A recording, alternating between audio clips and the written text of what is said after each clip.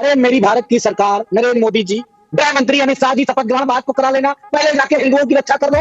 बांग्लादेश को एक धमकी दे दो, एक पत्र लिख दो, एक कोई धमकी स्ट्राइक वाली कर दो। कुछ ना तो कम से कम उनके ऊपर से एक जहाजे उड़ा दो।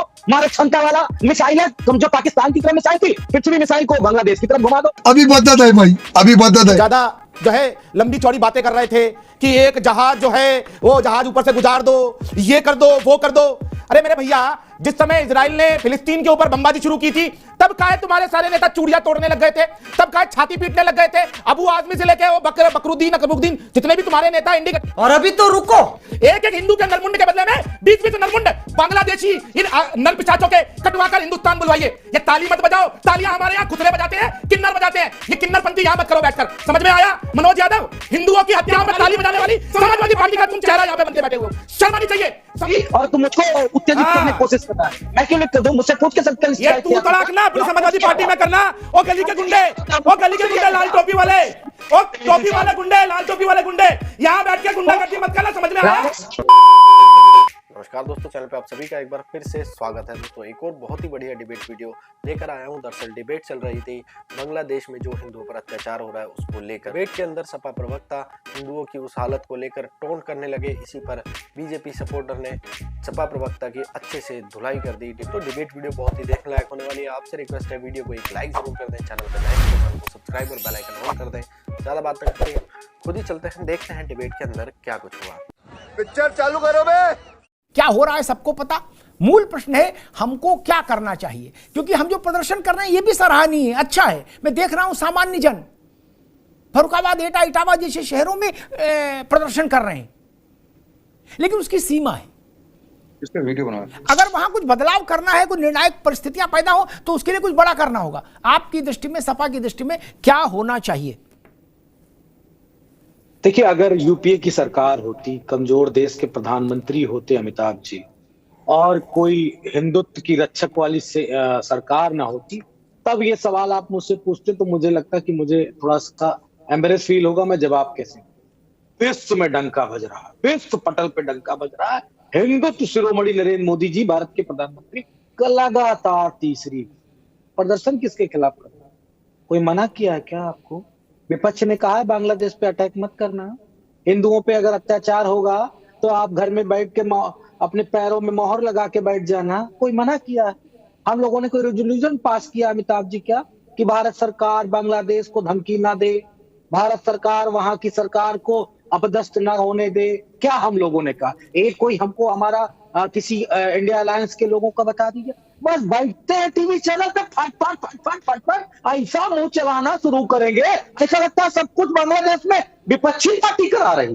ये कौन सा नशा आपको सवार हो गया भैया? सत्ता के मद में ये भी नहीं पता कि आपका धर्म क्या है, आपका कर्म क्या है, आपकी ड्यूटीज क्या है अंतरराष्ट्रीय स्तर पे। कौन बजाएगा घंटा? हमसे कहो, आप ना अमिताभ जी कहिएगा, मैं कह रहा हूं। अरे मेरी भारत की सरकार, नरेंद्र मोदी जी, गृह मंत्री अमित शाह जी, शपथ ग्रहण बात को करा लेना। पहले जाके हिंदुओं की रक्षा कर लो।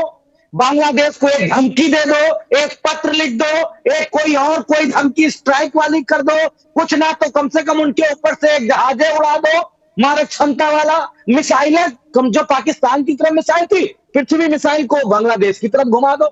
हमने मना किया है, रेजोल्यूशन पास किया है। अमिताभ जी एक भी अगर हो तो बता दो। वैसे तो मैं एक बात स्पष्ट कर दूं, ये जो उत्तर प्रदेश वाले मुख्यमंत्री जी ना, भगवाधारी माफ करिएगा, योगी आदित्यनाथ जी, जो गांव गांव जाके सारंगी बजाया करते थे जोगी जी, वो जोगी जी से सिर्फ एक ही बात कहनी है, आप डीएनए न चेक कराओ। न यहाँ फिर राजनीति डीएनए पे होगी, और सब डीएनए चेक कराएंगे किसका डीएनए किससे मिल रहा है, किसका जर्मनियों से मिल रहा है, किसका नाजियों से मिल रहा है। सब कुछ वही अमिताभ जी होने वाला। अभी इस देश का मूल निवासी कौन है? पता चल जाएगा इस देश का मूल निवासी कौन है। ये बात बीजेपी के लोग कान खोल के सुन लें। ठीक है, रुक जाओ भैया, मनोज पंडित के पास जाओ। लेकिन मैं अखिलेश यादव जी को सुन रहा था, डीएनए की लड़ाई में अखिलेश यादव क्यों कूद पड़े? सपा के लिए तो कहा नहीं गया था क्या? सपा का नाम तो लिया नहीं गया। कहा गया बाबर की मानसिकता का डीएनए और बांग्लादेश में अत्याचार जो हो रहा है उसके डीएनए एक है। इसमें सपा क्यों आगे बीच में? मैं अखिलेश जी को सुन रहा था, बोले हम सब अपना डीएनए कराएं। क्यों तैयार है भाई? आप क्यों बीच में आए? किसी ने बताया था कि आपको आना है? ऐसा फाउल मत खेलिए। देखिए, अमिताभ जी, आपने बात 100 लाह आना सत्य बोली है। हमारे यहाँ गांव में कहावत भी है, जो लातों के भूत होते हैं वो बातों से नहीं मानते। इसीलिए मैंने अपनी बात के अंत में ये कहा था कि भारत सरकार को सर्जिकल स्ट्राइक करने का जो है वो शुरुआत करनी चाहिए, फैसला लेना चाहिए, और जो जो भारत के संग बॉर्डर्स लगे हुए हैं उन सब में भारतीय सेना को घुस जाना चाहिए। लेकिन जैसा कि मनोज पंडित जी ने बोला, बिल्कुल मैं सहमत हूं कि इस समय में जो ये आपका अंतर्राष्ट्रीय मुद्दा बना हुआ है और ये मानवाधिकार आयोग में भी चल रहा है, सभी जगह चल रहा है, तो भारत सरकार इसको देख रही है। लेकिन मैंने कुछ बयान अभी निकाले समाजवादी पार्टी के, अभी ये बहुत ज़्यादा जो है लंबी चौड़ी बातें कर रहे थे कि एक जहाज जो है वो जहाज ऊपर से गुजार दो, ये कर दो, वो कर दो। अरे मेरे भैया, जिस समय इजराइल ने फिलिस्तीन के ऊपर बमबाजी शुरू की थी, तब काहे तुम्हारे सारे नेता चूड़ियां तोड़ने लग गए थे, तब काहे छाती पीटने लग गए थे। अबू आजमी से लेके वो बकरुद्दीन अकबरुद्दीन, जितने भी तुम्हारे नेता इंडी गठबंधन के लोग हैं और तुम्हारे संभल के सांसद हैं, तुम्हारी जो समाजवादी पार्टी के और प्रवक्ता हैं, इवन अखिलेश यादव हैं, उन सबकी आंखों से काहे पानी निकलता चला जा रहा था। ऐसा क्या रिश्ता है तुम्हारा? ऐसा क्या रिश्ता उन लोगों से है जिनके लिए तुम छाती पीटने लग गए? और ऐसा क्या रिश्ता नहीं है तुम्हारा बांग्लादेशी हिंदुओं से कि तुम्हारे मुंह से एक बोल नहीं फूटा अब तक?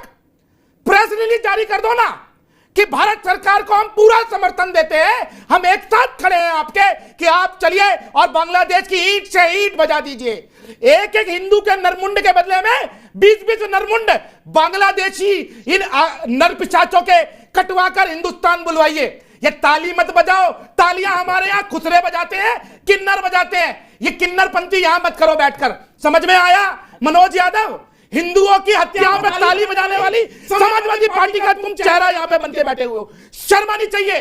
संभल में 5 दंगाई आपस में गोली मार के मर गए तो पूरी की पूरी समाजवादी पार्टी मातम बना के बैठी हुई है, काले कपड़े पहन के घूम रही है, चूड़ियां तोड़ रही है, हाय हाय कर रही है और मैसेज कर रही है ट्विटर पे। और यहां बांग्लादेश में सैकड़ों हजारों हिंदुओं की हत्याएं हो गई, हमारी माओ बहनों का बलात्कार हुआ, हिंदुओं के मंदिर तोड़े जा रहे हैं और ये यहां बैठकर आवाज बंद करके बैठे हैं, ये अतिशोक्ति कर रहे हैं। मैं बताना चाहता हूं अग्निहोत्री जी, डीएनए सच में इनका टेस्ट कराना चाहिए। यह टेस्ट कराने की आवश्यकता है कि ये अखिलेश यादव है या अखिलेशुद्दीन है, ये मनोज यादव है या मोयुद्दीन है, इन लोगों के डीएनए टेस्ट की अत्यंत आवश्यकता है। मनोज यादव जी, रावण रूपी वैसे रावण की तरह हंस रहा करके एक बार ताली तो तुम बजा रहे थे हिंदुओं की हत्याओं पे, अभी जूतों से हिंदुओं की हत्याओं पे ताली बजा रहे थे ना तुम। मैं वो तुम्हारे भाषण पे ताली बजा रहा था सरकार तेरी, और तुम मुझको उत्तेजित करने की कोशिश कर रहा है। मैं क्यों लिख दूं? मुझसे पूछ के सकते ये तू तड़ाक ना अपनी समाजवादी पार्टी में करना। ओ गली के गुंडे, ओ गली के गुंडे, लाल टोपी वाले, ओ टोपी वाले गुंडे, लाल टोपी वाले गुंडे, यहाँ बैठ के गुंडागर्दी मत करना। समझ में आया?